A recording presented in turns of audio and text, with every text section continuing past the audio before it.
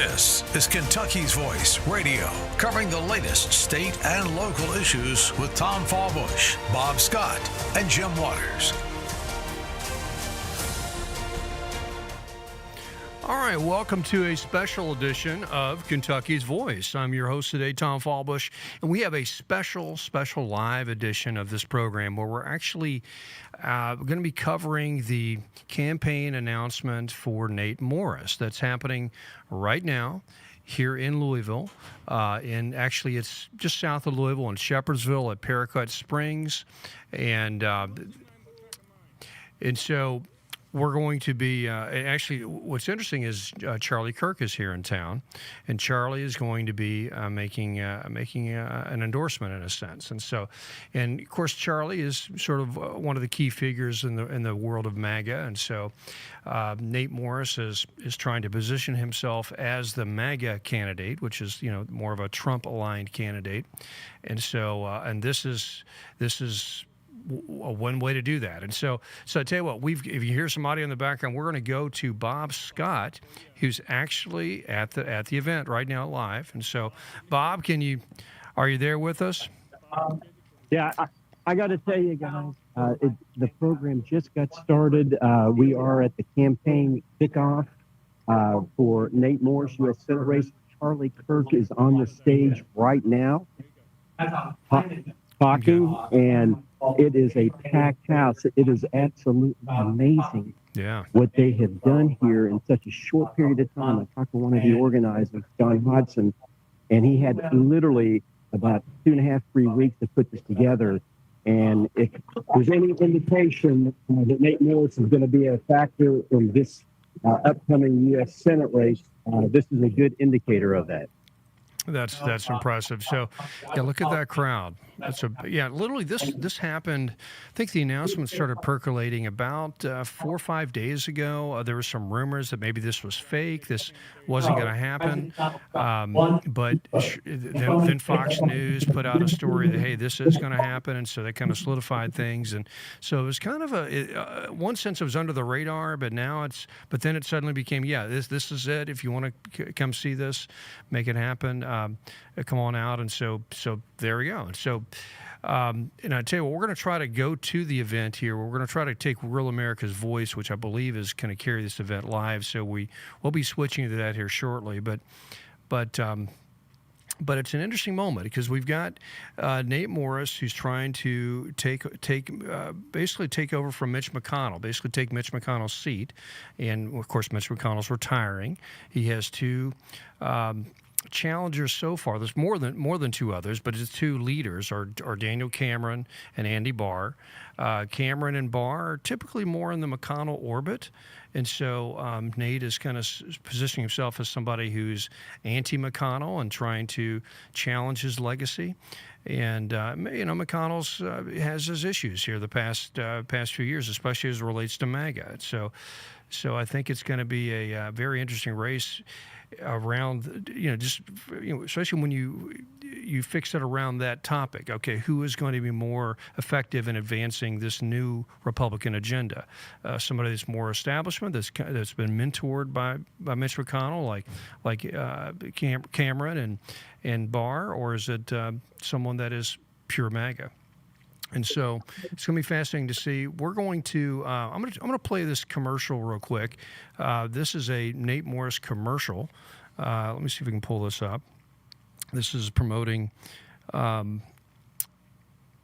hold on. I got to pull the right one up. But it's basically his latest campaign commercial, and it is pretty impressive. So let's see if we can find this real quick, and we'll get this spun up.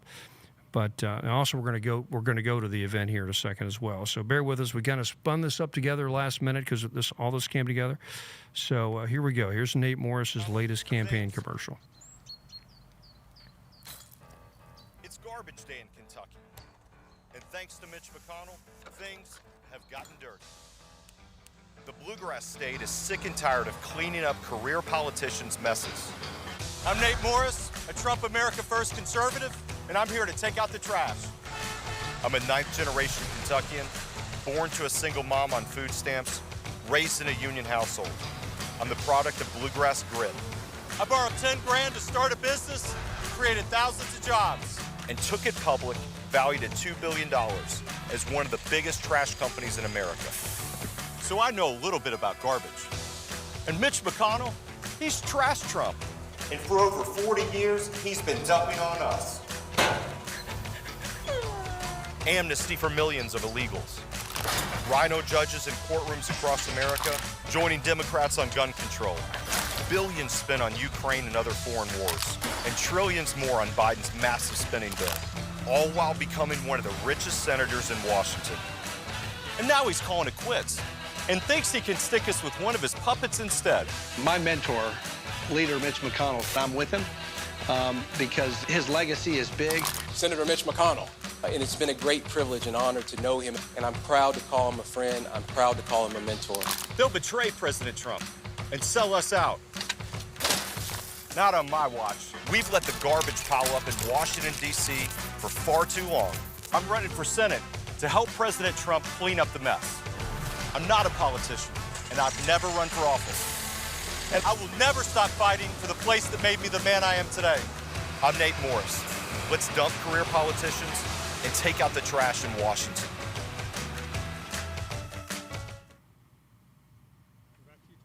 All right, there we go. So that's Nate Morris, so in all his glory. So we'll see how this plays out. And so I want to go back to Bob real quick and just to kind of pick up the audio in the room, see if we could hear anything. And I think Charlie Kirk's still speaking. So Bob, why don't you can you?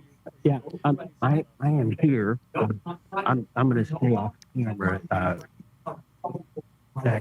Yeah, that's fine. See if we can pick up some of the audio, and if not, we're going to try to find a stream of this so we can rebroadcast it live. Yeah. Hey guys in the back, if you guys can find a stream of this, maybe on Nate Morris's site or something, we'll try to take this live. But yeah, so it's impressive. Charlie has just been talking about President Trump. Everything we know in the Bible, all things work together for the good to those who love the Lord and call to his purpose. And what happened up in Pennsylvania, he feels was a part of God's plan to put Trump in the position he is now, obviously the president of the United States. Charlie is talking about we as Americans must coalesce, come together, continue to move forward from where we were, where we are today, and look to a brighter future together. And obviously, he's here in support of Nate Morris for Kentucky U.S. Senate, standing strong on it. Exactly right.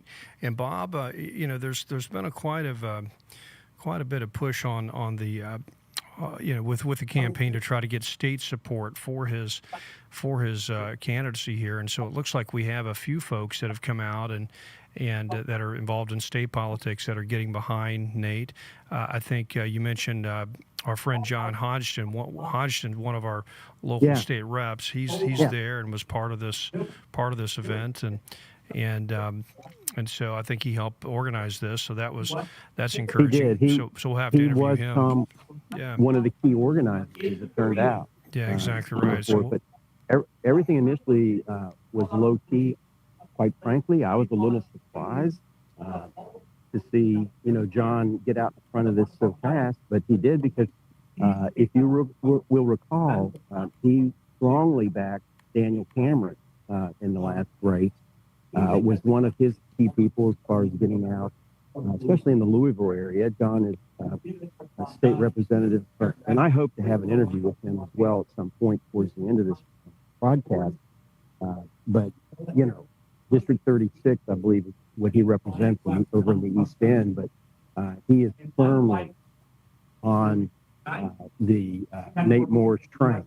I'll put it that way. Yeah, exactly right. Well, and that's encouraging. Now, on some level, if you're, jury's still out for me on who I would back and who I would support. Our program is definitely more MAGA focused. We're a group that believes in America first and the agenda, the new populist conservative agenda that's represented by Trump, and so, and you can sense that is the that's the theme of that the Republican Party has adopted, and if you don't line up with that, then you're certainly not in the mainstream at this point. So that the fight is going to be who can be more authentically MAGA, and but the Andy Barr and Andy Barr and Cameron have both come out and criticized. Nate Morris here saying that he has some baggage here, that maybe he was, when he was CEO, he kind of did some DEI things, or maybe he's a recent convert to MAGA, and there's quite a bit of accusations going back and forth from those two camps, saying, well, don't buy into this just yet. He may talk a good game now, but look at his record as a businessman. So it'd be interesting to see how Nate defends that, and how this would be. How we would deal with those sort of issues. And so, as a matter of fact, I think we've got how much time do we have left for this break, guys? About 2 minutes. All right. Well, in this next break, I'll play a commercial or a news story from either WHAS or Lexington 19. Yeah.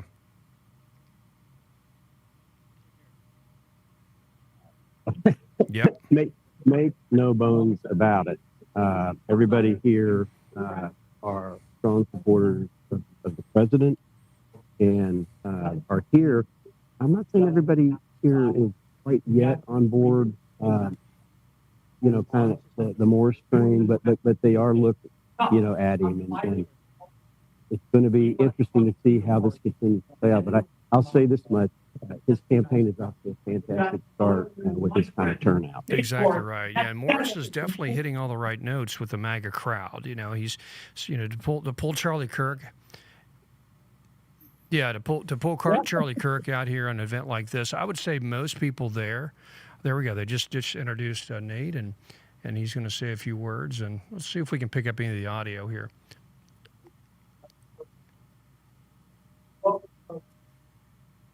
And I don't think we're able to do that. So, okay, got it. Well, we're going to go to our break here. We're going to see if we can try to pick up some more of this audio and get some of the stream here going here shortly. So you're watching live coverage of the Nate Morris campaign announcement with Charlie Kirk. They're here in town. They're actually here in Shepherdsville, making an announcement right now for the Nate Morris campaign. So we all love Charlie Kirk. Charlie Kirk airs on this station, and so it's kind of we thought we'd do a live event around this. So stay tuned. We'll be right back after this break. We're going to do more coverage of this event.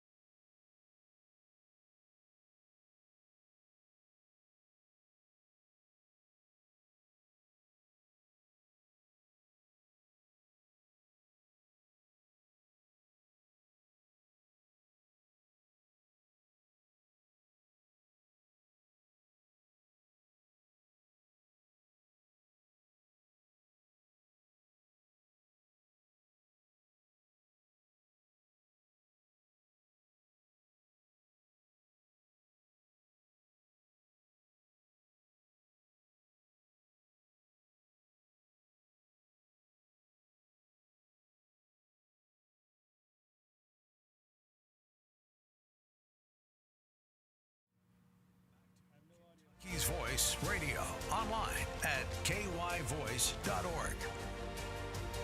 Have not had a voice in Kentucky politics for so long. You guys have kind of been ignored. You guys have been cast aside.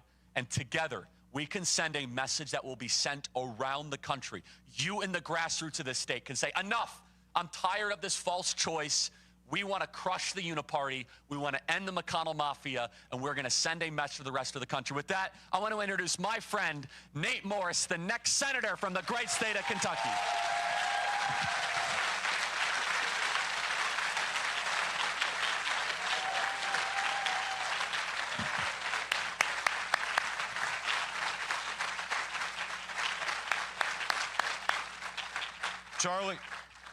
Charlie, I want to thank you for that incredible introduction.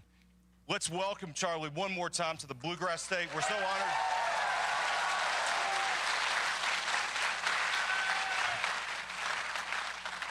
Charlie knows how to fight, doesn't he? And he fights for us when a lot of people don't want to speak up. And I'm here today because I'm running for the United States Senate. And it wasn't something that I thought I was going to do. And about a year ago, I get a phone call from another hillbilly, J.D. Vance. And he says to me, he said, Nate, you know, McConnell, he's got to go. And maybe you should look at that seat, at running for that seat. Would you be interested in doing that? And I said, you know, J.D., I said, I hadn't really thought about it. I'm a business guy. I'm not a politician. I've never run for office before.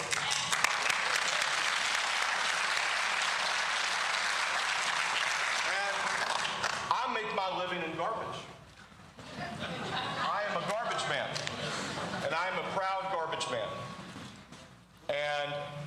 And by the way, I think the people that do the jobs that nobody else wants to do, those are the people that we got to celebrate in this country.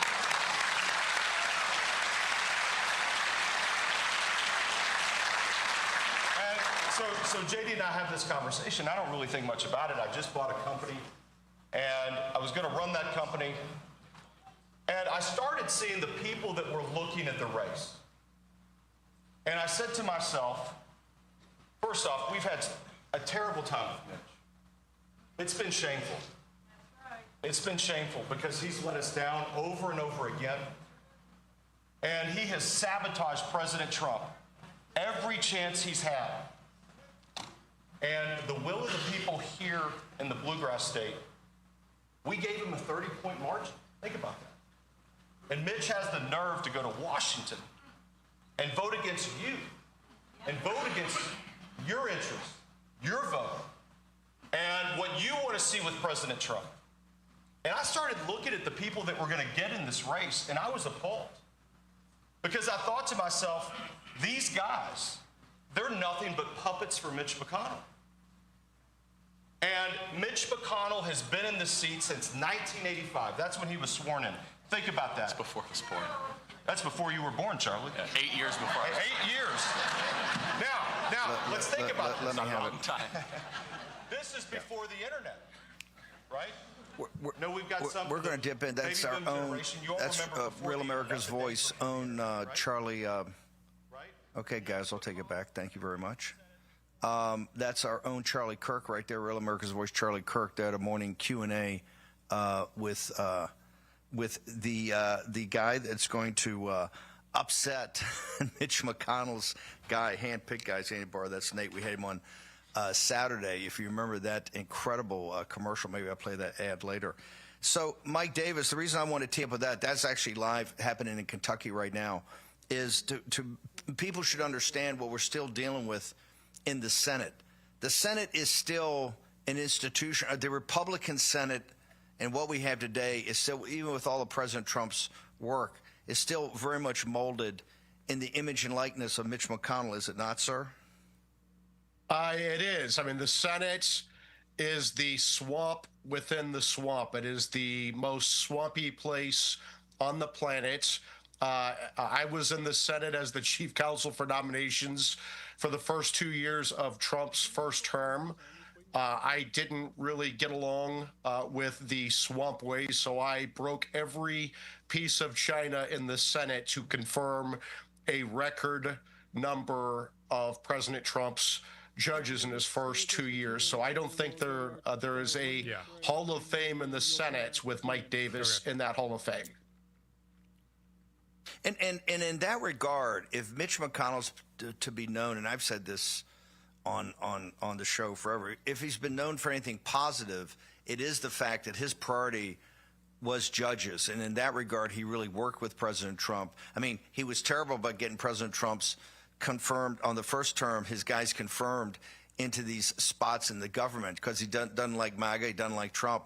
But on the judges, where we came together, I mean, you saw, as tough as that was, you actually saw the best of it, did you not? I went into the trenches with then Senate Majority Leader Mitch McConnell on the Kavanaugh confirmation in particular, and on the lower court judges. I was then Chairman Chuck, and now Chairman Chuck Grassley's chief counsel for nominations. I adore Chuck Grassley.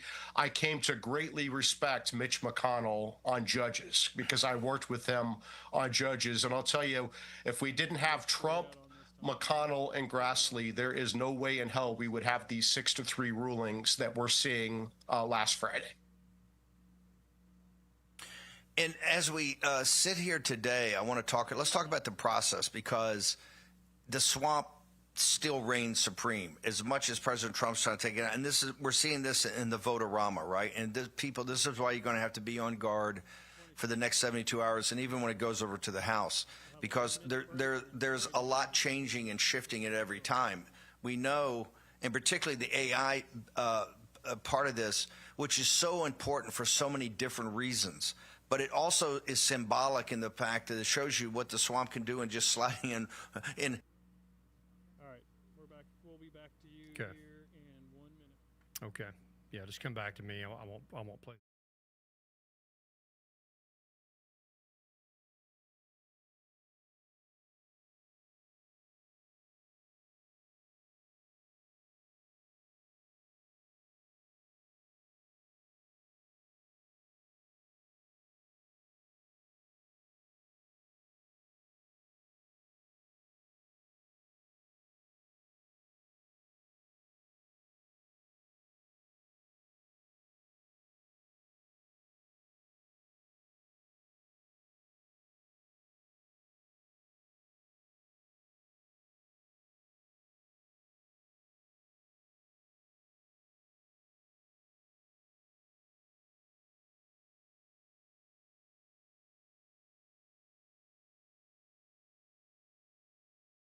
Now, back to Kentucky's Voice Radio, online at kyvoice.org. All right, we're back to Kentucky's Voice, a special, special edition of Kentucky's Voice. I'm your host today, Tom Fallbush. We're covering the Nate Morris campaign announcement, and what's special about that is we have Charlie Kirk in town. Charlie's actually did the introduction, and he's actually there today in Shepherdsville, which in Paracut Springs. This has kind of been a last-minute announcement. Came out, I guess, word of this is going to happen came out on Friday of last week, and it really solidified over the weekend, and a lot of buzz in the local conservative MAGA community about it, and so quite a big crowd out there. And I think mostly to see Charlie Kirk, honestly. I mean, most people know Charlie Kirk more than they do Nate Morris, but they're curious about Nate Morris and the fact that Charlie's endorsing him. So this is certainly a good move for Nate Morris if he's trying to capture the loyalty of the MAGA crowd. And if you followed Nate Morris up to this point, you know that he's been flirting with flirting, maybe the wrong term, I guess, working with some surrogates of the Trump world. He's been on Don Jr.'s podcast recently. He's been on, of course, Charlie Kirk's program. He's been on War Room with Steve Bannon, and so there we go. Are we live right now? Okay, sorry. Okay, I'm hearing the voice there, America's voice back in. Okay, so we'll be right back in 20 seconds here, and we're going to try to get some more live footage of this. The Morris campaign, they're not putting this out as a live feed, unfortunately. I don't know why, so we'd love to carry that if we could, but we'll be right back.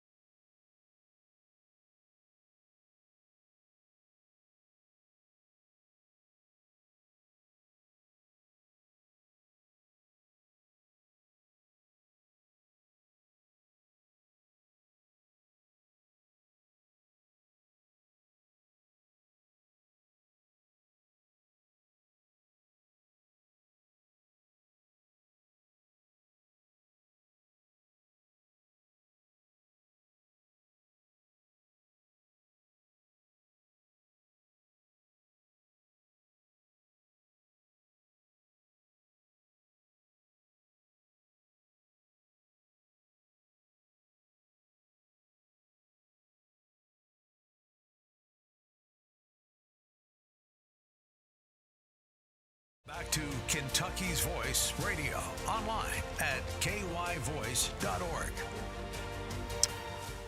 All right, welcome back to a special edition of Kentucky's Voice. I'm your host, Tom Fallbush. Today we're covering the Nate Morris campaign announcement.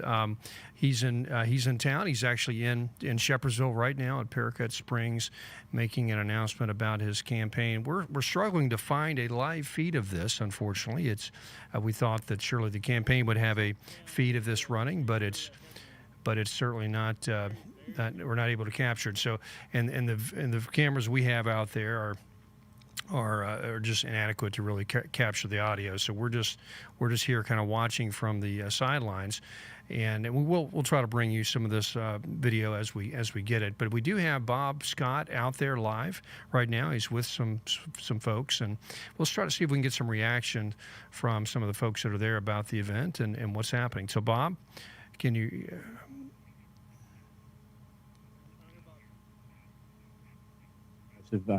Charlie Kirk is now talking with Nate Morris. The energy here is incredible. And I can't say enough. I mean, Zach, pan around, show the crowd. And I went ahead and moved to the back of the room. We were at the front just so I could talk a little bit loud. But it is good to see. You see all sizes, all shapes of folks here. Yeah. I think from all different types of backgrounds.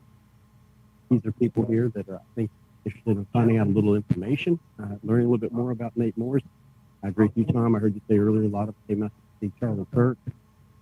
But let me just say this.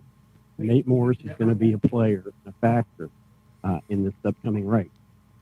And I'm really excited to see what happens as we move forward. We find ourselves in an exciting time. In fact, there's some other people that just showed up. I don't know if they want to come on air right now, but I do. In fact, Tom, if you want to go back to you, yeah, take it back to that's Tom, fine. Yeah, I'll see if you can ask set up an interview or two, and we would love to hear what people are saying about the the event. No, I'd be happy to do that. Yeah, terrific. Yeah. So like I said, it's an interesting moment right now. There's I've got a news story I wanted to play of just what the just some dynamics in the campaign right now. So we'll go to that real quick. So guys, here we go. You want to go on there? Okay, I'm gonna reset this. Seat is getting crowded as Lexington businessman Nate Morris tosses his hat in the ring. As the 7th Republican in the race, Morris joins better-known candidates Congressman Andy Barr and former Attorney General Daniel Cameron. Barr spoke with reporters in Washington today, blasting Morris, claiming he is fake MAGA. Barr says he's the only candidate who has supported President Trump from the beginning. The bottom line is I'm the only candidate in this race who's actually delivering for President Trump's agenda. These other candidates like to talk about it. They're fake MAGA. The reality is I'm the only candidate actually doing the work, voting for the One Big Beautiful Bill, working with Secretary Bessent, Secretary Lutnick on the economic agenda, working with Kevin Hassett and the National Economic Team. They like to talk. I'm actually doing the job. Daniel Cameron also slammed Morris, calling him a globalist in a MAGA hat. He accused Morris of backing Nikki Haley in 2024, hiring Barack Obama's campaign manager, and laying off Kentucky workers while taking a $41 million payout. Cameron claims Morris is now pretending to support Trump. Morris has dismissed his opponents as, quote, cronies of Mitch McConnell. There we go. So interesting. It just, and I think all of us that are they're going to be voting for this candidacy, for this election for Senate, we're still, a lot of us are uncertain about how we feel about any of these candidates. So I think this is going to be a very healthy primary because we need to really learn who these people are. So I'm going to go back to Bob. Bob, we've got someone there who wants to be interviewed. I have a fellow by the name of Mike Fitzpatrick. He's just a man in the crowd, and I grabbed and pulled him over here and just want to ask Mike, what made you decide to come out to this event? Yeah, I'm actually from county. Yeah. How nice. We don't know. It's roughly he's got people that are embedded down. It is exciting. It is exciting. And so you drove over from Frankfurt to attend this event. Zach, the audio's on the wrong mic. It's on his ears. It's not on the actual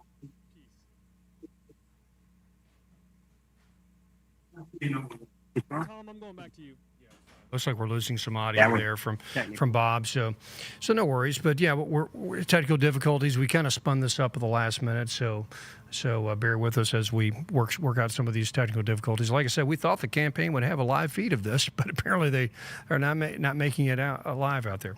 So, but anyway, so we've got Nate Morris making a campaign announcement, and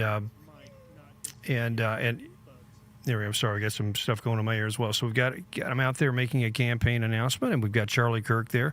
Pretty interesting moment. Like I said, he's trying to line himself up to be the Trump candidate, which is great. I think we need somebody that represents the Donald Trump agenda. Is he the right person for this? Could be. I don't know. It seems like a lot of folks in the national MAGA world are certainly lining up. Certainly lining up to be that, or lining up behind him, to be that person. So we're going to see what comes of this. There are some pretty interesting developments over the weekend. We've got somebody. Actually, it looks like the state Republican Party invited Nate Morris to speak, and there's been some controversy around that. And one of the basically they wrote him a letter, and I'm going to find this video here shortly to kind of play this and to have him describe it to you. But he basically said that we want you to come and speak, but we don't want you to speak ill of Mitch McConnell, which was kind of different. And so let's see if we can find that clip, and we'll play that real quick. So it basically said, don't speak ill of any fellow Republicans if you show up and speak at this convention. Well, how do you necessarily do that when you're trying to run against his legacy? So anyway, let's see what Nate Morris has to say about that, and we'll play that real quick. And yesterday afternoon, I get a call from the Republican Party of Kentucky, and they said, we're going to be sending you a letter about the upcoming Lincoln Day dinner, statewide Lincoln Day dinner that's going to be held in a few weeks. And we want you to read that letter and understand what the chairman's trying to communicate. Now, they sent me this letter because obviously they're going to invite me because I'm a candidate for a statewide office, is running for the United States Senate. So I get this letter, Steve, and it says, do not speak ill of anyone who's not in the race, who's a member of the Kentucky Republican Party. Now, Steve, you know what that means. They're saying you cannot talk bad about Mitch McConnell if you come to this event. And I said, you know what? I said, look, the whole reason why I would even go to this dinner is to make this about Mitch McConnell, because guess what, Steve? This whole race is about Mitch McConnell. And these two puppets that are in the race, they're saying, well, McConnell's not on the ballot. Absolutely he's on the ballot. Because if one of his puppets gets in this seat, we're going to get 40 more years of Mitch. And I could not believe that, number one, Steve, why would you paper something like that and admit your weakness and send that to me? And second of all, why do you continue to not allow people to tell the truth? In business, Steve, I know you've been so successful in business and you've done so many things entrepreneurially. In business, the bucks speak and the facts speak. But in politics, you're not allowed supposedly to say what you want to say. And look, the reason why I'm in this race is because I want to tell the truth finally about Mitch. I want to tell the truth about his record. I want to take it to the people and show this is why we've been sold out by somebody like Mitch McConnell. And his cronies are continuing to cover for this guy and to prop him up. And then I found out later, Steve, I make a couple phone calls, and our state party is going to give him a Lifetime Achievement Award. A Lifetime Achievement Award, Steve, can you believe that? After everything he's done to our president. Steve, I know you've seen the numbers. Trump carried this state by almost 30 points. 30 points. And they want to give Mitch McConnell an award? I mean, that's just absolutely ludicrous. And you know what, Steve, we're going to have a lot of fun with it. We're going to have a lot of fun with it because we're going to tell the truth. Yeah. And I think these guys are going to melt down, and it's going to be so much fun to watch. So there we go. So Nate Morris versus Mitch McConnell, and that's certainly a race that needs to be had here. I mean, the McConnell legacy during the Trump era is really I don't know, it's really been disappointing, honestly. And there's I think he had a little case of TDS, Trump derangement syndrome. Something about the way Trump can get under the skin of his opponents, and because Trump kind of gets personal. He uses that as a tactic in his toolkit or tool in his toolkit. Where he'll he likes to get under people's skin in order to, I think maybe it's a negotiation technique. Maybe it's just his New York way of interacting with people. I don't know. Anyway, regardless, it can really offend people, and they can kind of lose their mind, and kind of lose what's even, appropriate for their own interest. And I think that's what's happened to McConnell. So he's got really offended by him, and he just will be counter Trump whenever. Even when it's against his interest to be so. So the question is that fair? Is the entire Mitch McConnell legacy worth dismissing? And I would say no. And so, if you are a conservative, chances are you came out of the Republican era of being a conservative, or the Reagan era of being a conservative, and so Mitch McConnell was basically a Reagan era conservative, and so conservatives of that generation did mostly good. They were mostly ineffective, but at least they stood for things that were good. I mean, the Reagan era was great. We had some good things in the Bush era, but it kind of went off the rails, especially when it comes to the average American. I'd say in the 2000s and 20 teens. The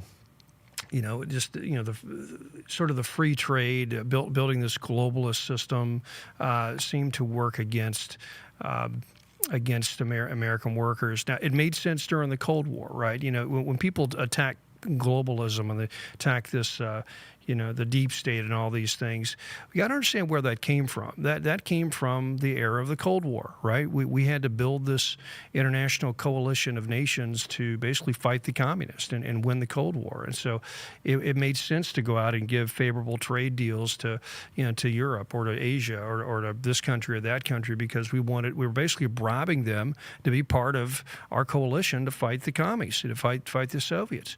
And guess what? Hey, it worked. It even worked with China. We got China, a communist country, to be on our side during the Cold War. And so, Richard Nixon had tip, and so that sort of thing worked. And it was necessary at the time. But when the Cold War ended, we never adjusted. Our economy and our economic system never adjusted, and so we kept, selling out American jobs to the third world, and just gutting our manufacturing base for another 30 years beyond the end of the Cold War. For what purpose? And so finally, Americans are woken up. So hold on, we kind of get that. Well, we needed to do it then, but now we don't need that. Now it's just all it's doing is benefiting elites, benefiting. People like the Mitch McConnell class, the elites on both parties, on both the Democrats and the Republicans. They're the ones that benefited over the past 30 years with this globalism stuff. So hence the Trump train and MAGA. And so there we go. So McConnell, a little bit more of the establishment, a little bit more of the old school. We'll be right back. We're talking about the Nate Morris announcement that's happening today in Shepherdsville.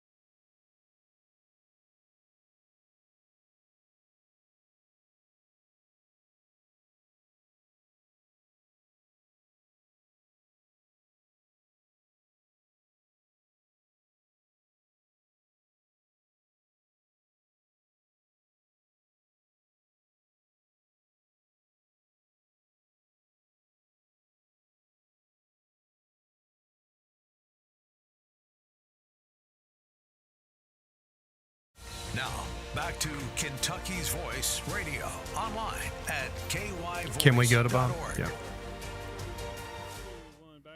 All right, we're back to us here in the studio, and we're trying to get as much coverage as we can of this campaign announcement of Nate Morris at Paraquet, say that 3 times, Paraquet Springs, which is in Shepherdsville, and they are. Oh, look, we have Bob there, and he's got some guests. So let's talk about this, Bob. So yeah, I think you have a guest with you, and so yeah, here I'm learning a lot about Patrick.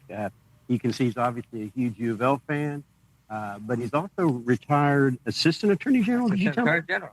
Yeah, so we have seen all kinds of different folks here. What brought you out? I'm a big fan of Charlie Kirk, and I didn't know who Nate Morris was, but I wanted to see Charlie. As you know, it's funny, Patrick, because that seems to be a common theme. Is people are asking who Nate Morris is, but wouldn't you say, after what you've heard today so far, that there a lot of more folks are going to be finding out exactly who he is? Oh, I know a lot more about him now. Yes. No, I like what he had to say. Have you moved any from where you came in? Now, are you looking at this race with more of an open mind? Did you have a specific candidate? No, I didn't have it. Yes. Okay. Scott Jennings of CNN. I'm hoping there's rumors that he might. Yeah, I've heard that rumor too. Big Scott Jennings fan, but I know about Scott Jennings. I don't know about Nate. Yes. So, but I wanted to come out and listen to hear what he had to say. Yeah, and isn't it interesting that you find it seems like the other 2 candidates are kind of right now ganging up on Nate Morris and running ads against him? Do you see any of those ads? I hadn't seen the ads. Yeah. No. Okay. No, but Daniel, I like Daniel Cameron, but he's already lost to Andy. Yep. And okay, I have a lot of fear that Andy might run too. So I know he's real popular. Yeah, and it's interesting you said that because there's a strong sentiment because he had run it. I don't know if you know who John Hodgson is, but he's a state representative from over in Louisville who supported Daniel Cameron in his last bid for governor. He's now on the Nate Morris bandwagon, and in fact actually helped to put together this event. How did you hear about this event? I got a text message from Charlie Kirk. I guess from Turning Point USA. Okay, so beautiful. I guess I'm signed up there. Yeah. Any other thoughts that you have about today, and what do you think this election is going to look like as we move forward? Well, I'm interested in seeing what the other Republican candidates have to say, but I liked everything I heard today. Okay. So, Fair enough. Well, thank you so much. I appreciate you stepping in, Mr. Former Assistant Attorney General. Yes. All right. Thank you, Take care. Yeah, we'll see you, Patrick. So, Tom, here we are. Yeah. We are just this race, as far as Nate Morris is concerned, is just getting started, and really the overall race is just getting started. We're now well over a year out from the election, general election. But if we've seen anything today, we are going to be more calm and assured that it is going to be a very interesting race. Obviously, Nate Morris, we talked a lot about this today. He's trying to frame this as a race that he's running as an outsider, really as a common man, as much as you can be when they say he's a billionaire. But he's certainly not in the camp of Mitch McConnell, and it's really that's the framing that's going on right now. That he's against Mitch McConnell, and I know that Steve Bannon and his group that's here today are supporting him. I think for that very reason alone, as well as the fact he's a very knowledgeable, capable individual, and built a company up to a point that he had a lot of success with it. Yeah, Bob, if you can talk to some more people, I'd ask this question of them. What is their opinion of Mitch McConnell's legacy? I'd love to know what they think about that. And so what is their opinion of his legacy? Because most Kentuckians that have been here for more than a few decades have seen Mitch McConnell's career, and certainly, especially if you're a conservative or Republican, I'm sure you have some solid opinions about what he's done, what he hasn't done. So I'd love to hear what other people think about that. I think there's a mixed legacy there. I think early on he was a strong Reagan ally and conservative Republican, did great for the party, for the country, for the conservative movement. But it seems like when the conservative movement changed its focus to more of a populist approach, he didn't jump on that bandwagon. And I think that's what's really turned a lot of the party against him, and especially a lot of the MAGA folks against him. So I'd love to hear what some of your friends there say about that. And as a matter of fact, I've got a clip I was going to play again. I think we've got enough time to do this. This is him talking about McConnell, and let's see if we can go to this, guys, and we'll play this out. You're taking a total shot, even some of the symbolism in there, you're taking a total shot right at Mitch McConnell, and you're not holding back. Is that how this campaign is? Because, McConnell's been around for a long time because they play very dirty up there, right? This is not for the uninitiated. So tell me, first of all, about even the ad starting off like this, so aggressive, up in Mitch McConnell's grill, and kind of sending a notice to his acolytes that, hey, you want to bring it, you bring it. So walk me through the logic. You got a great team. I know a lot of these guys, but walk me through your logic for this. Look, Steve, there's only one way to handle Mitch McConnell, and that's absolute brute force. Mitch McConnell's been the nastiest politician that America has seen in the modern era. I mean, he would relish the fact that he would destroy his enemies. He brags about this stuff in Washington, D.C. And let me tell you, he's met his match, because we are going to run over him over and over again with that garbage truck and take out the trash finally of his record and his legacy. And his cronies, his minions, they are going crazy. They don't know what to say, Steve, because you know what? No one has had the spine and the courage to actually take it to them and litigate their record properly here in Kentucky. But we're going to do it. And, Steve, I know you're probably a fan of The Sopranos. I come out of the garbage business. This is the roughest, nastiest business you can be in. And I'm going to relish this fight. I'll love it. I'm so excited because it's finally time that we get somebody who's America first, who's going to stand with Trump, and who's going to finally take out the trash of Mitch McConnell and all the remnants that are left over that are hanging around the hoop, trying to make $1 off the government or trying to enrich themselves. We're going to take it to them like they've never seen in the history of Kentucky politics and in the history of American politics. There we go. So there we go. That's Nate Morris. He's definitely anti-McConnell. Is going to run against his legacy. And so the question is, what is that legacy? What can conservatives or Republicans in the state, what can we agree on is his legacy? And we're going to certainly have that conversation in this campaign. So we'll be right back. We got more coverage of this Nate Morris announcement, announcing his candidacy with Charlie Kirk.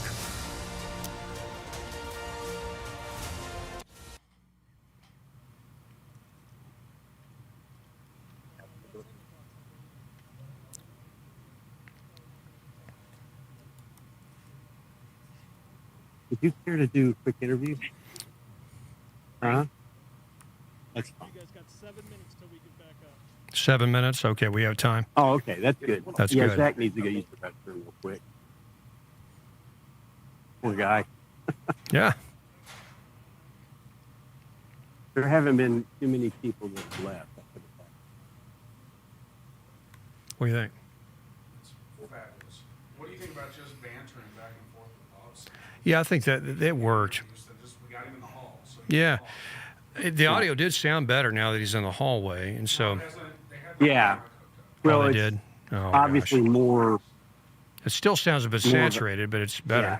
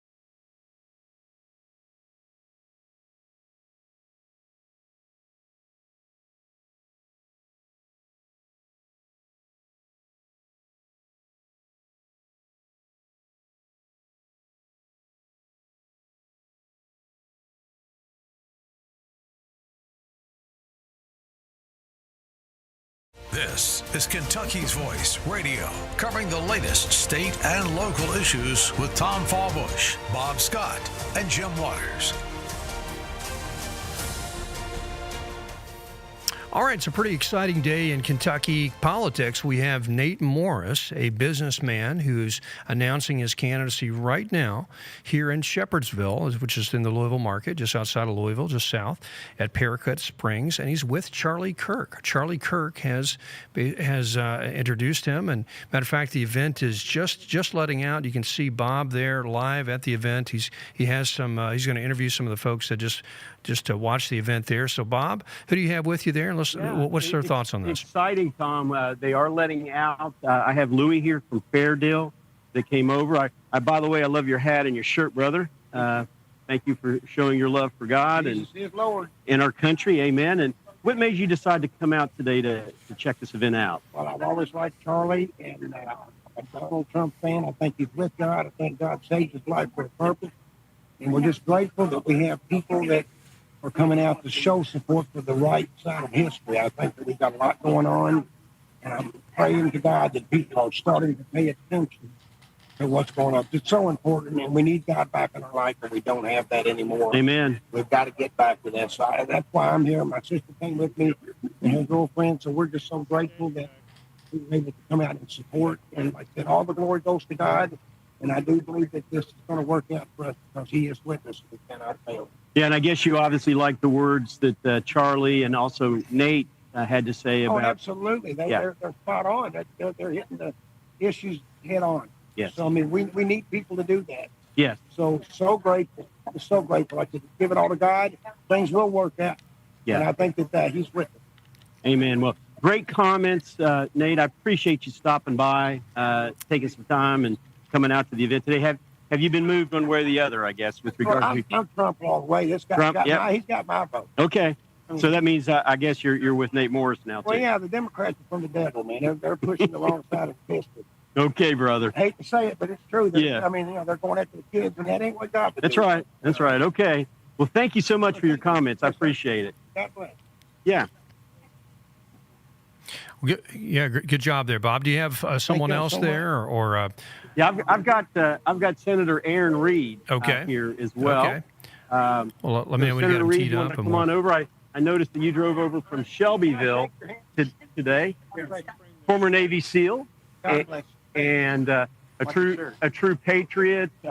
You've been on my show several times, Aaron, and I do appreciate your service. That you've done for our country, and that's one of the fun parts about something live like this. We're kind of moving as we go here, but you drove over all the way from Shelbyville just to check it out. And what were your thoughts? The biggest crowd I've ever seen here at the Fair Springs. I've been here several times for Patriot events. I think General Flynn was the last person I saw here, and pretty good crowd. But this was a full house. Yes, and obviously we know people like Steve Bannon. We know Donald Trump Jr. is firmly behind Nate Morris in this run, this bid. What are your thoughts about that? I just met Nate a couple of months back. We've been talking, and he seems to have some good points. Seems like a really good conservative guy. He's been in the trenches as a CEO, and he's actually run businesses. So, you got to give some credit to that, for having experience in this type of arena.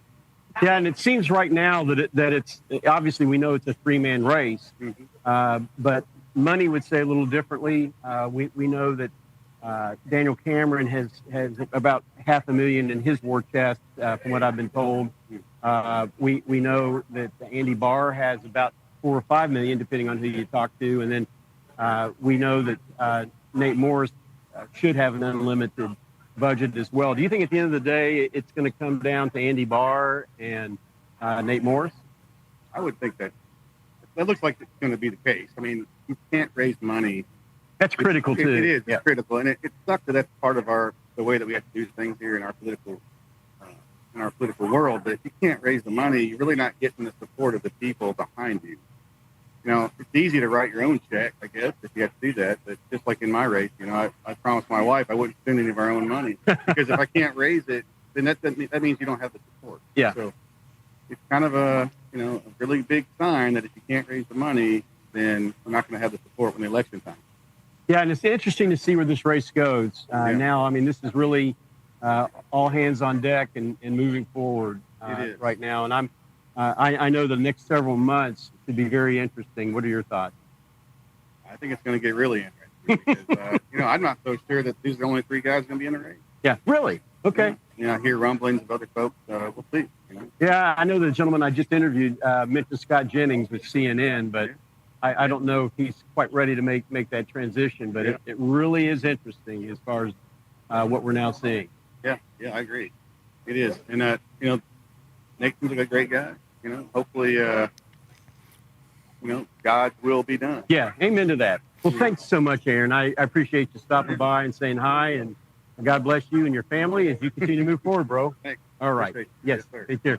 All right, Tom. Well, you heard it from Aaron Reed, former Navy SEAL, as well as a man of God, man of faith as well, and giving his opinion as to, what transpired here today. All that I know and all that I can say is the crowd here was enthusiastic and much larger than I think was initially expected. I know that they had a little over 2 weeks to put this together, and it's absolutely amazing how many folks showed up for this. And I did have a chance to talk to some people who didn't want to come on camera, but let's just say in leadership positions from different Republican parties, county Republican parties, and they said, and rightfully so, they have to kind of right now remain neutral, but they want to come out and hear and see what Nate Morris is all about. That's right. That's right. And plus the Charlie Kirk effect. I think most people are there.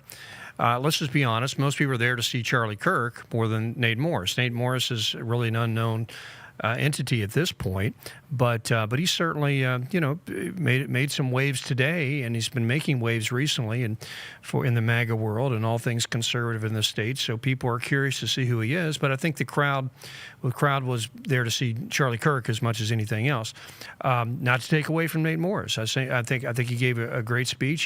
He's standing up for some of the right policies right now. He's going to be very pro-Trump in his approach to things, and so I'm very supportive of that.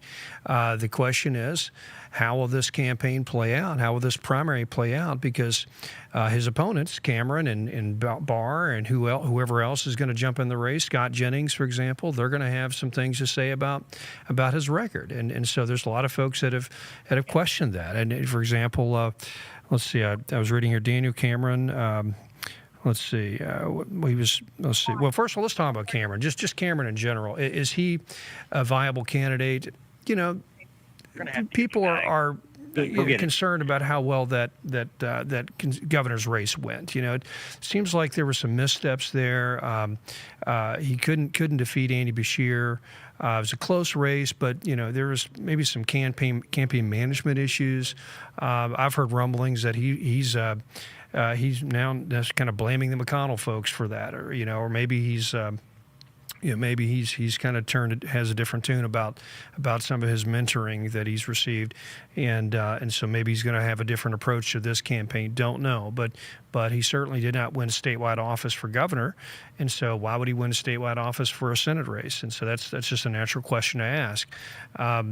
And so there's that question. However, great man of God, great politician. He did just a great job as Attorney General. He really took it to Andy Beshear when he needed to be taken to the woodshed, and he did. And so, and hats off to Cameron for doing that. He's a strong, solid conservative, generally speaking. I think he lines up well with the Trump agenda in many ways.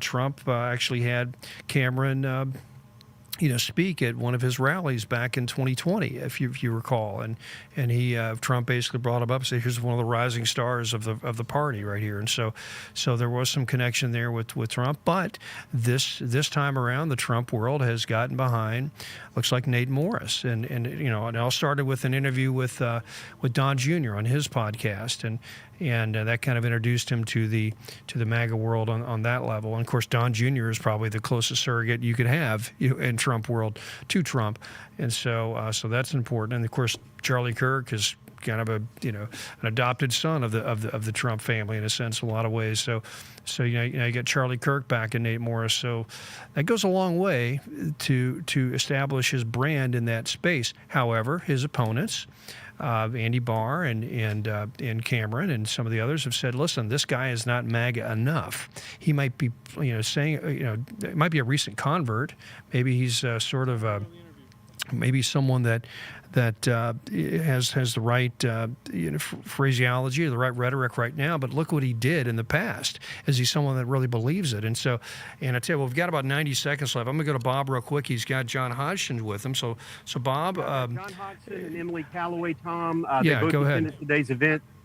Of course, they're state reps from the Louisville area. I just want to get their thoughts real quick. I thought it was lit. I mean, we pretty much hit the fire marshal capacity in the building. Every seat was filled, standing room only. A lot of energy, a lot of people agreeing with what Charlie had to say and what Nate had to say. I think it really resonated with the community. And Emily, what were your thoughts? Yeah, absolutely the same. The energy here, hope this carries on, this momentum, let's keep it going. Show the entire world, as was mentioned, that we want to change and we're willing to fight for it. This Kentucky. Yeah, and that's interesting because as quickly as this was put together, and I know you were one of the organizers, it was a masterful job. And standing room only crowd. I think there's a new energy here right now happening in Kentucky. Yeah, this is 10 o'clock on a Monday morning. There were people that took off a vacation day to be here, and we still sold every seat. Yes, awesome. Tom, any other questions? No, that's it. We've got about 20 seconds for the break. If he can stick around, I'd love to talk to him more after this break. But we got to jump to a break. We got about 20 seconds left. So that's Bob Scott there at Paraquet Springs. We just had an event with Nate Morris, who just announced his candidacy. Charlie Kirk was there and gave the endorsement. So let's see what happens. We'll be right back after this. We're doing a live coverage of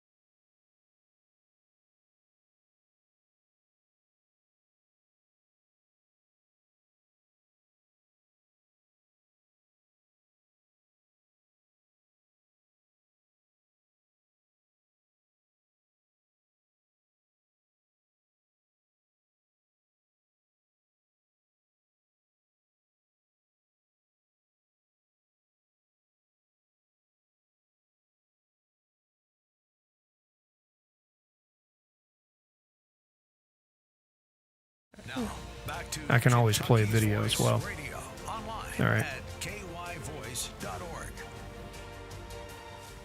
I love it when the guys in the back yell in my ear, go, hey, you're on the air. We stop talking? And so welcome back to the show. We got a special version of Kentucky's Voice today. We're covering the announcement that Nate Morris just had in Paraquet Springs in Shepherdsville, and where he announced his candidacy for Senate, to run for Senate. And so he's one of the candidates in the primary that he's in this, and they're basically going to be running against, not against, for Mitch McConnell's seat. Mitch McConnell's going to retire, and so that seat is going to be open. So there's going to be an open primary, and it's going to be interesting.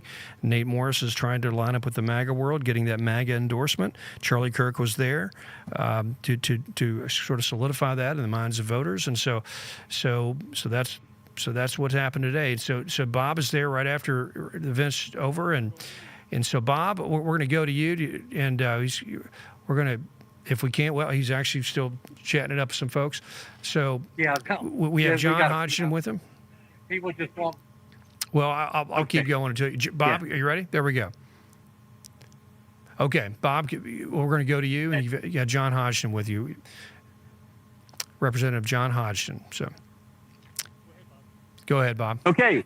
Hey, we're back. It's been a crazy day, John, but I think you would say a wonderful day as far as the turnout that happened here was, I'm sure, beyond your expectations, and it kept growing because, again, reminding people this was only put together about 3 weeks ago. And to have this kind of turnout at 10 a.m. on a Monday is incredible. Yeah, this is Heartland America. These are people that are working people. They're taking care of kids. They're working in factories. They're working on the farms. They managed to get off of work and be here and pack this place out on a Monday morning at 10. I think that's just amazing.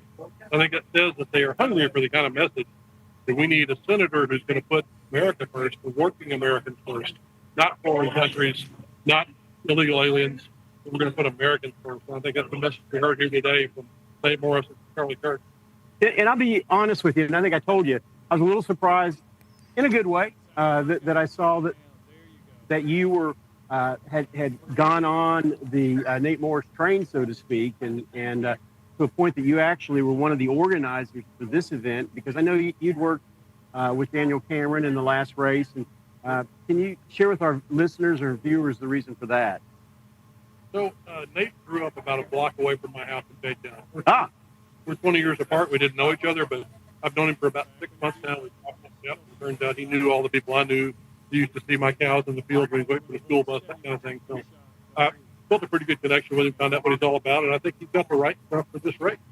And that's why I'm with him. I think he is willing to take it on the chin. He knows it's going to be a rough race. It's going to get ugly. A lot of bad things. It's already gotten ugly.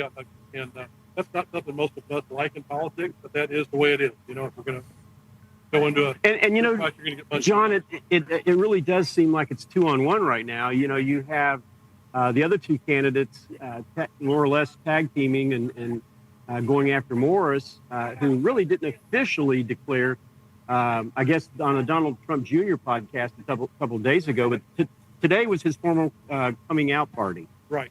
Yeah. So Trump Jr. had him on Thursday evening at 6, I think, and within minutes there were hundreds of thousands of texts and emails. Like, who's this guy? Who's this guy? Yeah. Yeah. So it's a rough arena, you know, and I think negative politics sells clicks. Yes. People like to sell clicks. It's not a direction I love, but that is the environment we're in right now. Yeah. You know, you got to punch hard. You got to be willing to take a punch, and people are calling it like it is, and not like politics was a generation ago. I'll say that. Yeah. No, and you're absolutely right about that. It has changed, and what does this do to the McConnell legacy? Because you know, obviously he did so much for Kentucky for many years, but he certainly has shifted away from the, I guess, the populace, if you will, and kind of dug his heels in. I think folks had some gratitude for Mitch, especially what he did with the Supreme Court justices. Yeah. Those were Trump appointees that he got through the Senate. Yep, he did. Yep. Fundamental transformation of the court, which is great. But I think in going against the Trump agenda these days, going against the Trump cabinet appointments, when he clearly had a mandate from America. Yes. And a very, one that can't be denied. A very vocal mandate. And for our, you know, leading senator to go against that, trying to block his crucial cabinet appointees, I can't excuse that. Yeah, and what's going on with Kentucky in general? I mean, you know, we've had Rand Paul go against him at times, and then we also know Thomas Massey has. Yeah, so I say politics make strange bedfellows and strange allies, and normally Mitch McConnell found the face of Rand Paul weren't on the same team. In this case, they were all voted against various aspects of the Trump agenda. And, you know, love Thomas Massey, love Rand Paul, those guys for years. We disagree on some things. Yeah. I don't agree on everything with anybody except my wife and everybody else. Smart answer. Well, moving forward, one final question. Where do you see this race going? Where do you see Kentucky going with regard to the next, I guess, what is it going to be, about 14, 15 months to the general election? Right. I think the real race is going to be between now and May in the primary. I think we're going to have national attention. There's probably only two other Senate races in the country that are going to get this kind of attention, but all eyes will be on Kentucky. They'll be on this race. They'll be looking at whatever's going on with MAGA versus Thomas Massey. And because we're talking about the former majority leader of the Senate, so this is a title shift in Kentucky. This is 40, really is, isn't it? 40 years of one guy being the prime influencer in the party here. And I think that era is ending. Some people are glad to see it end. Some people are upset that it's ending. And I think, we're going to see some friendship strained, and hopefully, whatever bloody noses we end up with, we can wipe it off in May and come together and beat the Democrats. So. And I think that's the most important thing. At the end of the day, everybody coalesces behind the candidate, whoever it is. I'm a big tent Republican. I think we have room for diversity of opinion. We can fight each other until May, but after May, we all come together and we unite under one banner and we go fight the Democrats. The Democrats anymore are not just the opposition party. They're the enemy of Western civilization. They want to destroy this country. They want to pervert things that have been traditions of humanity for 2,000 years. And I'm just not going there. You have to remember that. Whatever happens in the primary, people have to dust themselves off and say, hey, sorry about that. I'm with, and whoever wins the nomination, I will be with 100%. Well said, John Hodson. State Representative John Hodson has been my guest here today, and thank you for putting on such a wonderful event today and commission to see what's going to happen next several months. I'll have you back on my show again here soon. Always look.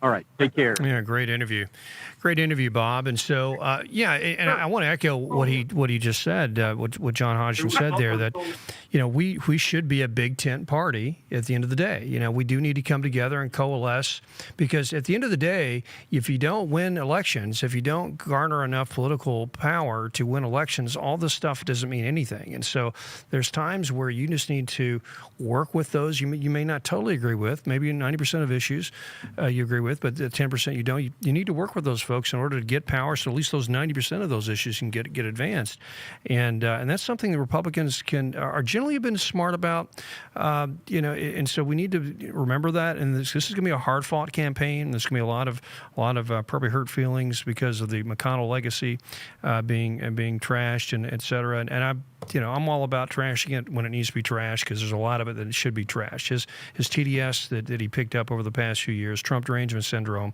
it's a shame. It's ridiculous, and I think it's just ruining his legacy. Because I tell you something else. People talk about the judges. All his effort that he made to get Supreme Court justices and and just other judges nominated throughout our court system, federal court system. And that's great. I mean, he's heroic in that. We wouldn't have had Roe v. Wade overturned if it wasn't for Mitch McConnell doing some of his moves during the end of the Obama era. And so we've got a lot to thank Mitch McConnell for on that front. Though some of those judges that did get nominated have gotten a little wonky lately. I'm kind of not so thrilled with some of these folks because we thought they were good constitutional conservatives, but they're certainly kind of a little bit squishy there. Regardless, he did good work there. But let me tell you something else Mitch McConnell did do right. Mitch McConnell, when he came into office back in the 80s, he came into a state that was a Democrat state. This state was run by the Democrat Party. We had Democrats legislatures, Democrat governors, and et cetera, et cetera. Mitch McConnell and call it his machine, call it his systems, call it his people, he basically helped flip Kentucky to a red state. Now granted, and we're only 20 seconds left, so we have to pick this up after the break. But granted, the rest of the South did that too. But McConnell did a lot to help make that happen. So we got something to thank McConnell for there in that front as well. So, but now that machine might be working against MAGA. So let's talk about that in this next segment. We'll be right back. We're talking about Kentucky's voice, Nate Morris's announcement.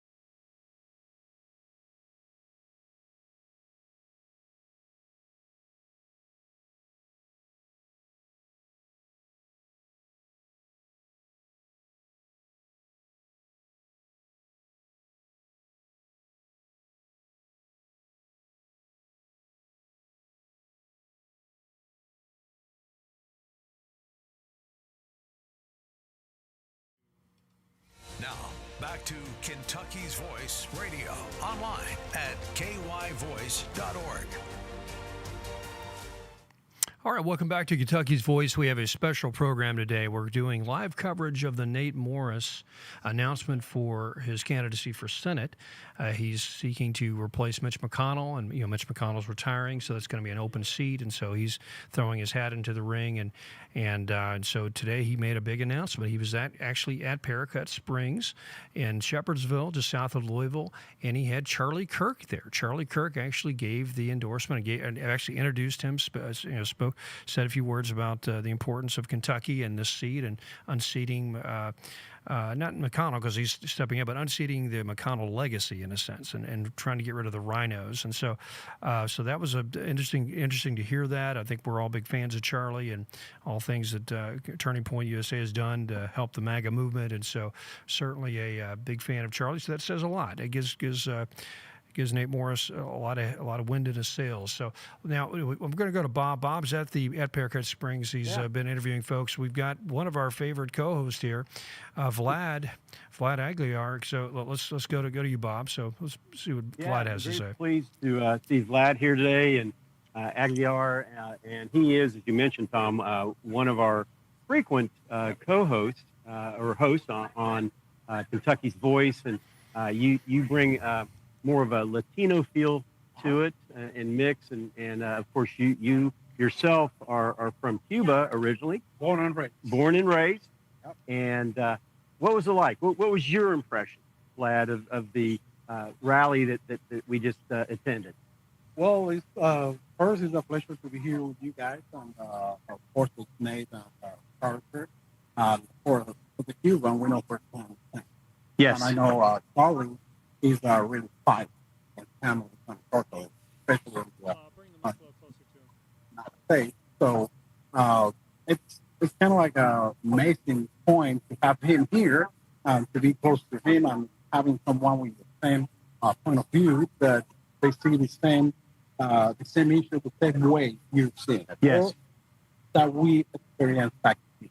Yeah, and that's a very important point that you make because you lived it. You know. We know what totalitarianism is, you know communism, and you know how important it is that we as a nation move forward as far away from that as we possibly can. And what's your feelings now, is having heard Charlie say what he had to say?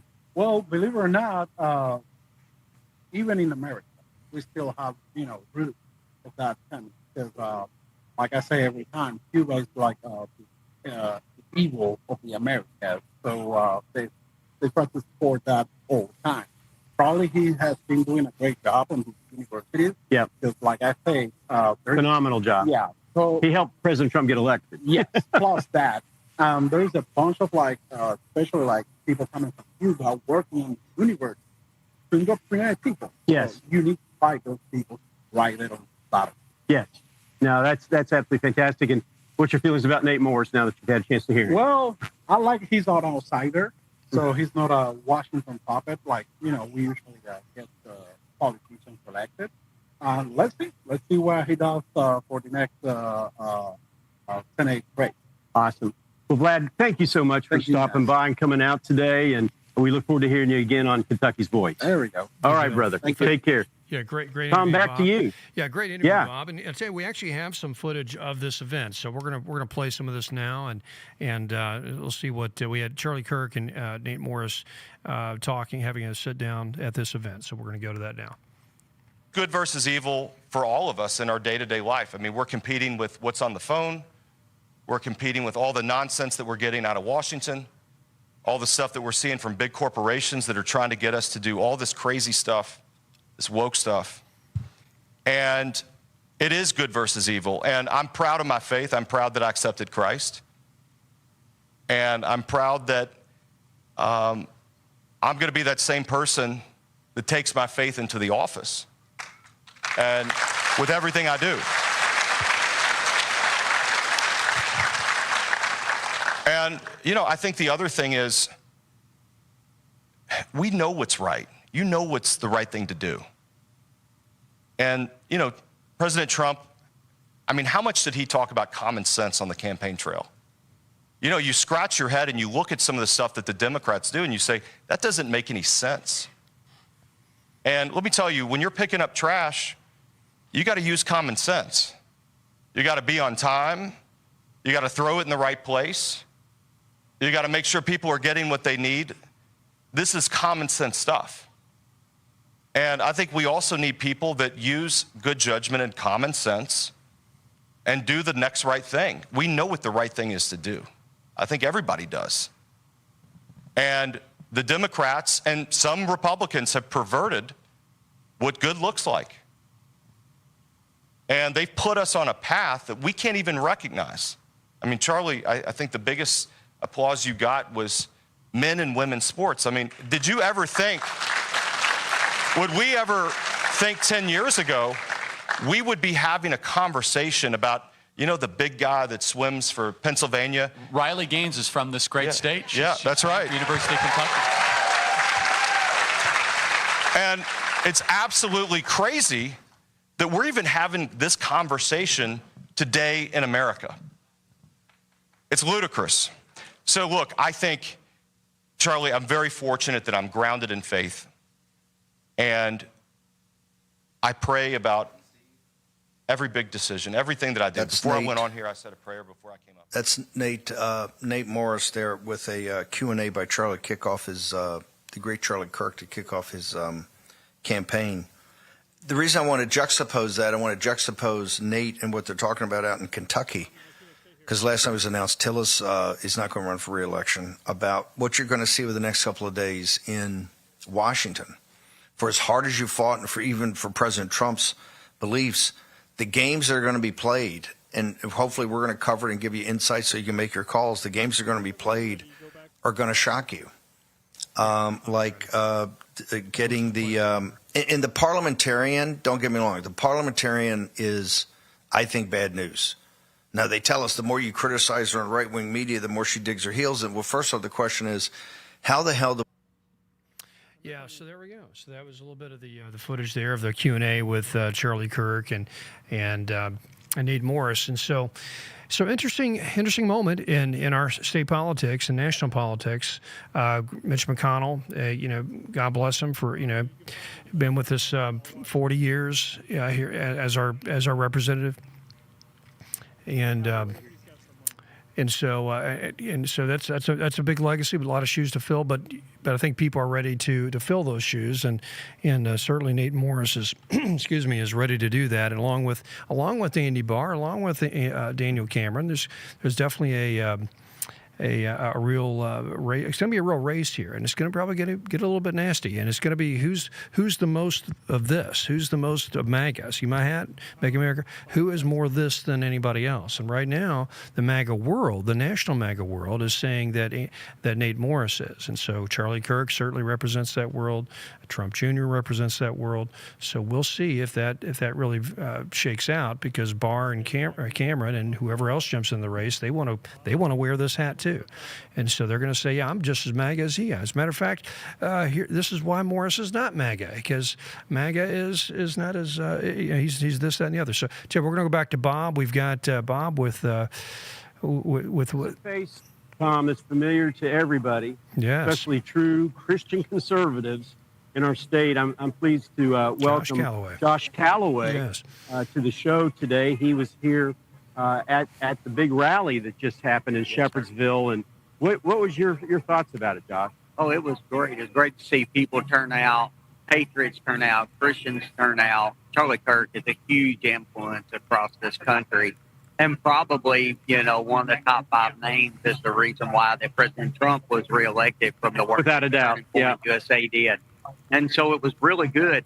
And the other thing I think is good about it is Nate announcing his candidacy. I don't look at this as much of a campaign rally as I do an accountability rally. Okay. Because if Nate wins this seat, we have 1,500 people that sit there and heard him say what he stood for and what he was going to do.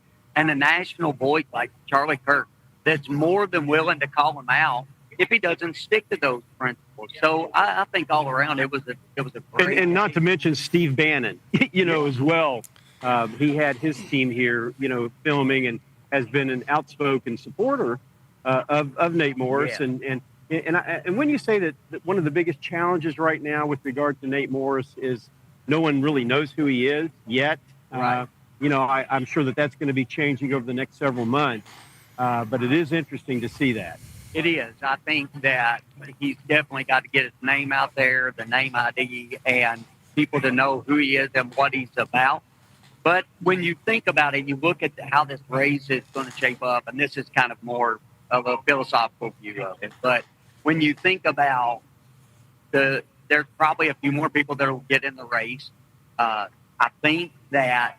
Now, do you think when you say that, do you think it's going to be more the Republican side? I think there could be. Okay. There was somebody that got in, I think, from Eastern Kentucky over the weekend. Okay. There's a gentleman out of Hardin County that is running.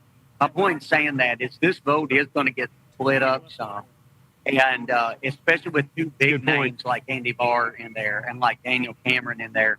Yeah. This vote is going to get split It's gonna get in a lot interesting. of ways. And so it could get very interesting as to who could actually come to the top based on the fact of how the vote gets split. No, that's a great point. I know that Cameron has about a $500,000 war chest, if you will, build up, but nothing compared to what Barr does. I've heard his range is somewhere around $5 million. Right. And of course, that is one of the things about Nate Morris. He is an entrepreneur, and I think I've heard worth billions. That could pretty much self-fund his own campaign. He has his own personal wealth that he brings to the table, but when you start bringing Steve Bannon and Charlie Kirk, doesn't hurt, and Donald Trump Jr.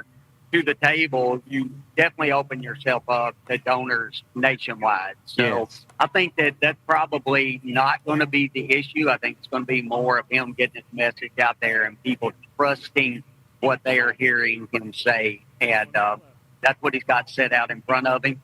I've got to know him over the last several months. Seems like a great guy. And the fact to hear anybody, any candidate that's willing to talk about openly about faith and about God and about prayer is encouraging. And to see all the young people that were packed in this room today was very How refreshing. Yeah. Thank you so much. Thank you. And Josh Calloway, appreciate you stopping Yes, by. sir. God bless you. Yeah, God bless you.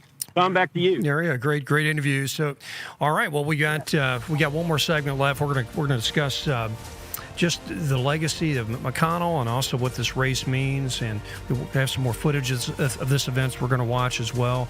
And so you're watching a special coverage of Kentucky's Voice of the Nate Morris campaign announcement, where Charlie Kirk came into town and basically endorsed him and had a Q&A. And so pretty big deal for the Commonwealth and for the MAGA world in Kentucky. So we'll be right back.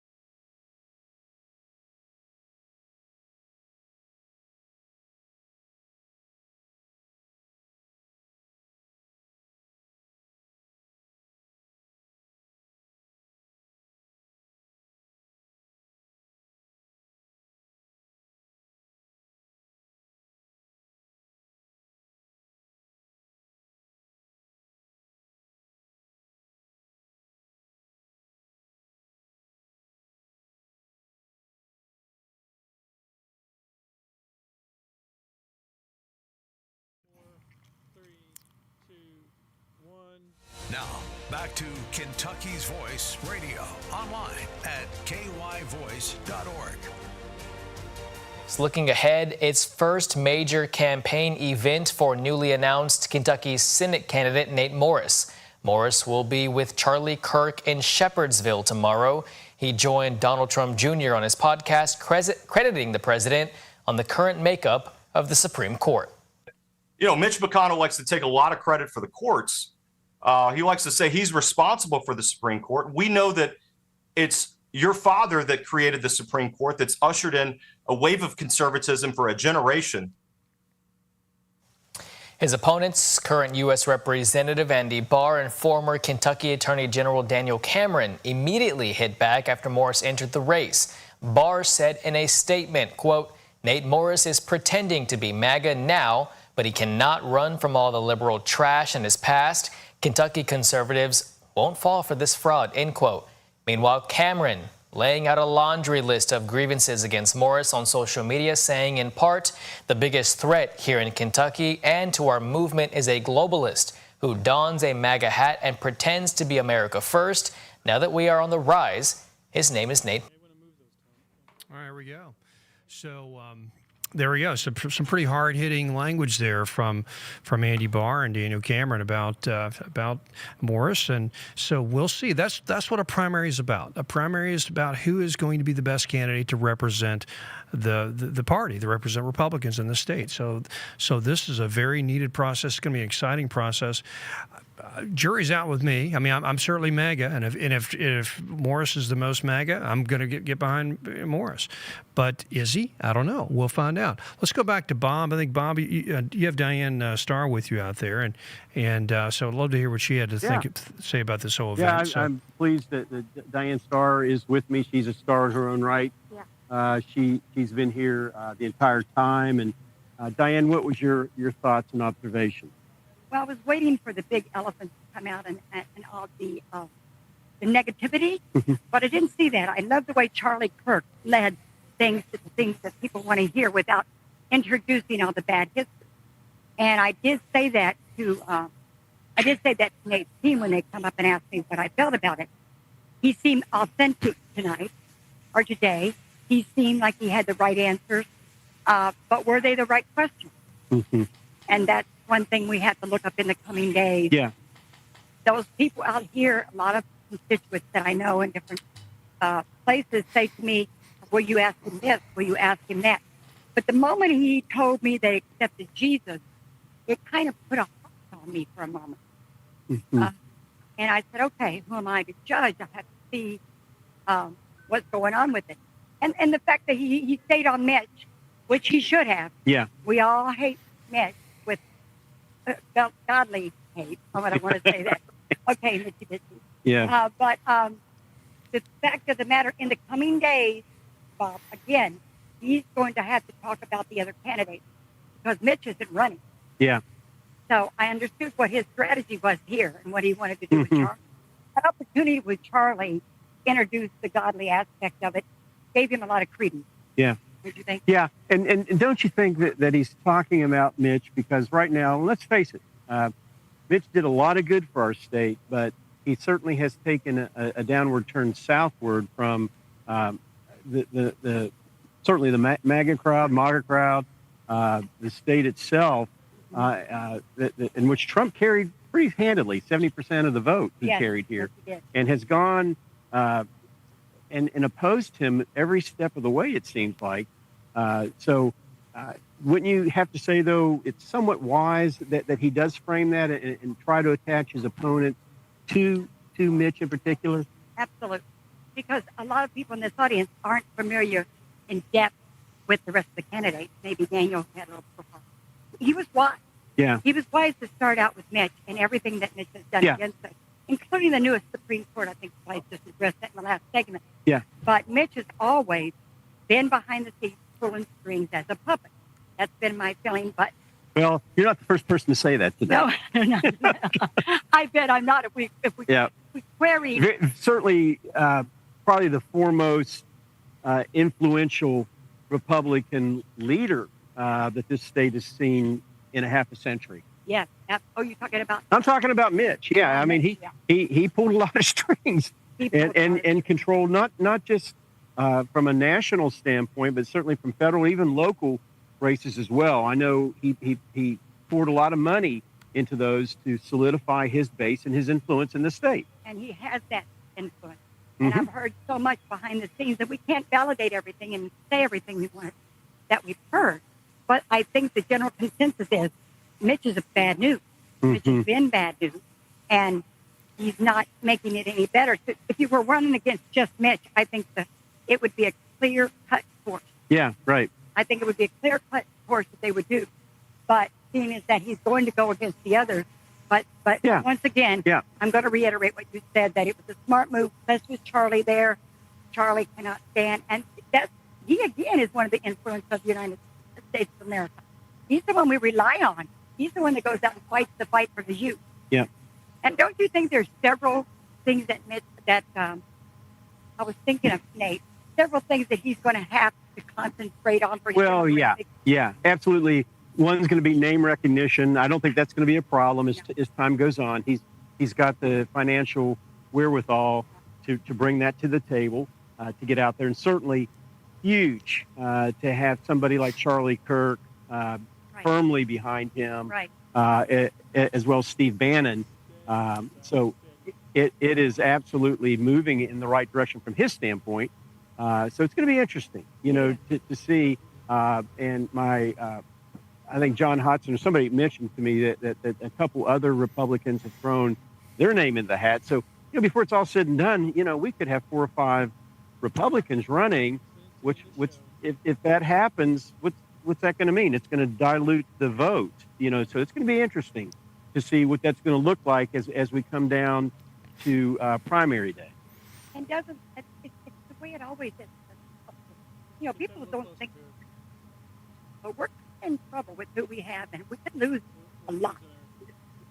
And any dilution of all those candidates, you have to ask the question: why are they jumping in? They've got this big name that are running in, all of a sudden all the little names. Yeah. Is that supposed to be a Machiavellian plot? I love to say that word. So, but you have to remember that, because what you said was spot on. We're disseminating the party. You're disseminating the party, and Kentucky has a history for doing it. Yeah, and the beautiful thing, though, and I'm believing what's going to happen is, and as John Hodson so eloquently pointed out, we're going to come together, hopefully, at the end of the day, coalesce to make certain, that we have a good conservative Republican leader that's truly wanting to put America first, not their own aspirations, but put America first. Right, and I did get a brief. Come back when you can, Bob. I didn't get to take because I am ambassador for Veterans for America First. Yeah. So I said, do you understand the demographics of just the vets alone? If you ever embrace it, it's excited enough or passionate enough to come out and vote, because they're just dirt. Yes. Good stuff. So go ahead. Yeah. Thank you so much, Diane, for tuning in. Good show. Thanks, guys. Appreciate you, Bob, for being out there today. And so, I agree with everything you guys are saying. And let me say this too. We had a text come in that said I was praising McConnell a bit too much. So let me make up for that and say this. I'm really disgusted in McConnell. And so, personally, granted, he has a legacy that's complex, and he's done a lot for the state. I mentioned that in previous segments. Help rebuild the Republican Party in the state. That ought to be. You got to get some credit for that. The judges and the Supreme Court, Roe v. Wade. There's some credit there. You can attribute to Mitch McConnell, but his latest moves to block Trump and to be sort of an obstructionist, especially early on in this latest Trump administration, was just so petty. It wasn't even obstructionist in the sense that it made any sense. He wasn't even making a philosophical point like, say, Rand Paul was or Massey was. He was doing it just out of personal spite, and that just really disappointed me personally as a someone who supported him my whole life. it just really disappointed me, and so I'm kind of disgusted in that, and I think he's just really ruined his image to folks that have really supported him his entire life, and so I'm not a fan right now, and I think it's appropriate, absolutely appropriate for all these guys running or gals. If there's a lady who's going to, who knows going to. Sounds like there's another 4 or 5 people that's jumped in the race after that last conversation. So whoever's running. They certainly need to talk about his legacy and what he's done and what that means, and probably in a negative light, because it deserves it right now. So I'm going to play a little bit more. We've got only up 2 minutes left. I'll play a little bit more of the event today and see what Nate Morris had to say. And enough is enough.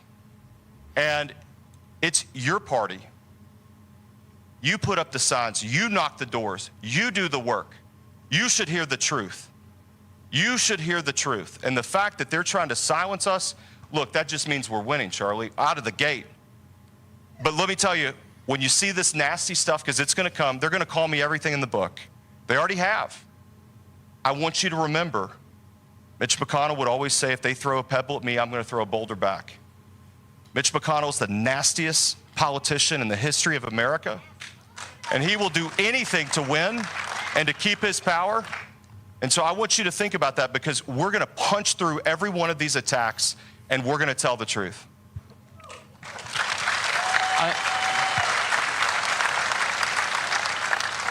And just the idea of a Lifetime Achievement Award for Mitch McConnell. I mean, how broken do you have to be? I mean, that's why I'm here. Okay, that's why I'm here, is that we're going to go give Mitch McConnell a Lifetime Achievement Award? What is it, like the government of Ukraine that's giving him the award or something? I mean... everybody, the stakes are high, and I'll close with this, and then Nate, final word, just to remind people, because we're still a ways out from the primary. Yeah. Right? We're still ways out. But a final word I'll say is this, is that I travel the country, I love the grassroots, I love the state, I love talking to you guys. Thank you guys for watching the show and everything we're doing. We're going to keep on doing maximal aggression against the left on campuses, in communities all across the country. You can count on that from us. But I would be a hypocrite to you. I would be a liar to you if I only fought Democrats. I would be a liar, because that's not the problem, everybody. I do the thing against Democrats, and that's great. We should do that. Just go out with But the real problem is Republicans that call themselves Republicans when reality they aren't. And Kentucky can send a message heard around the world. It will be a message heard around planet Earth that you are turning the page on the McConnell Mafia, and the people are back in charge of this wonderful state. All right.